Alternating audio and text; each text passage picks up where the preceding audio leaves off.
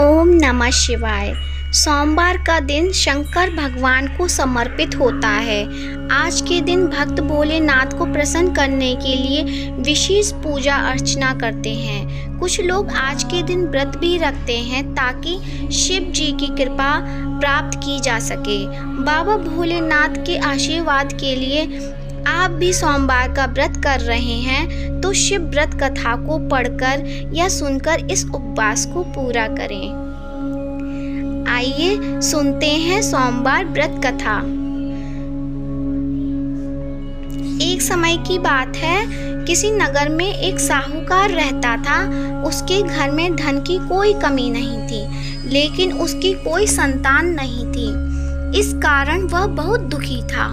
पुत्र प्राप्ति के लिए वह प्रत्येक सोमवार व्रत रखता था और पूरी श्रद्धा के साथ शिव मंदिर जाकर भगवान शिव और पार्वती जी की पूजा करता था।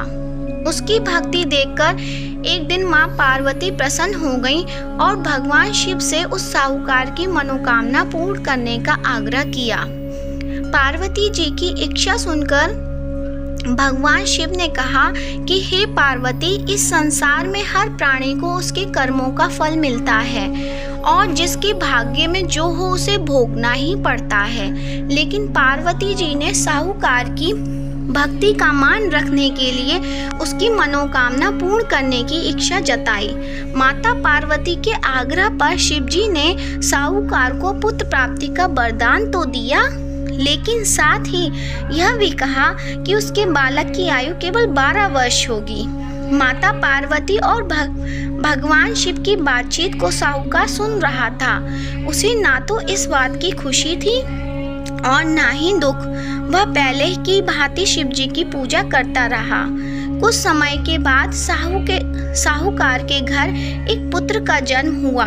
जब वह बालक 11 वर्ष का हुआ तो उसे पढ़ने के लिए काशी जी विद्या प्राप्ति के लिए भेज दिया गया।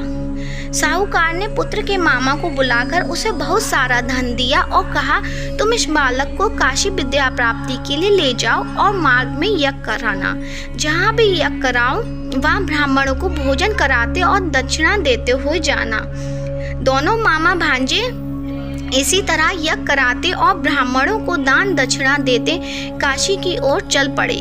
रात में एक नगर पड़ा जहाँ नगर के राजा की कन्या का विवाह था, लेकिन जिस राजकुमार से उसका विवाह होने वाला था वह एक आंख से काना था। राजकुमार के पिता ने अपने पुत्र के काना होने की बात को छिपाने के लिए एक चाल सोची। साहूकार के पुत्र को देखकर उसके मन में एक विचार आया। उसने सोचा, क्यों ना इस लड़के को दूल्हा बनाकर राजकुमारी से विवाह करा दूं। विवाह के बाद इसको धन देकर विदा कर दूंगा और राजकुमारी को अपने नगर ले जाऊंगा। लड़के को दूल्हे के वस्त्र पहनाकर राजकुमारी से विवाह कर दिया गया, लेकिन साहूकार का पुत्र ईमानदार था। उसे यह बात न्याय संगत नहीं लगी। उसने अवसर पाकर राजकुमारी की चुन्नी के पल्ले पर लिखा कि तुम्हारा विवाह तो मेरे साथ हुआ है, लेकिन जिस राजकुमार के संग तुम्हें भेजा जाएगा वह एक आंख से काना है। मैं तो काशी जी पढ़ने के लिए जा रहा हूँ। जब राजकुमारी ने चुन्नी पर लिखी बातें पढ़ी तो उसने अपने माता पिता को यह बात बताई। राजा ने अपनी पुत्री को विदा नहीं किया, जिससे बारात वापस चली गई। दूसरी ओर साहूकार का लड़का उसका मामा काशी पहुँचे और वहाँ जाकर उन्होंने यज्ञ किया। जिस दिन लड़के की आयु 12 साल की हुई उस दिन यज्ञ रखा गया था। लड़के ने अपने मामा से कहा, मेरी तबीयत कुछ ठीक नहीं है। मामा ने कहा कि तुम अंदर जाकर सो जाओ। शिवजी के वरदानुसार कुछ ही देर में उस बालक के प्राण निकल गए। मृत बांझे को देखकर उसके मामा ने विलाप शुरू किया। संयोगवश उसी समय शिवजी और माता पार्वती उधर से जा रहे थे। पार्वती ने भगवान से कहा, स्वामी, मुझे इसके रोने के स्वर सहन नहीं हो रहा। आप इस व्यक्ति के कष्ट अवश्य दूर करें। जब शिवजी मृत बालक के समीप गए तो वह बोले कि यह तो उसी साहूकार का पुत्र है जिसे मैंने 12 वर्ष की आयु का वरदान दिया। अब इसकी आयु पूरी हो चुकी है, लेकिन मातृभाव से विभोर माता पार्वती ने कहा कि हे महादेव, आप इस बालक को और आयु देने की कृपा करें, अन्यथा इसके वियोग में इसके माता पिता तड़प तड़प कर मर जाएंगे। माता पार्वती के आग्रह पर भगवान शिव ने उस लड़के को जीवित होने का वरदान तो दिया। शिव जी की कृपा से वह लड़का जीवित हो गया।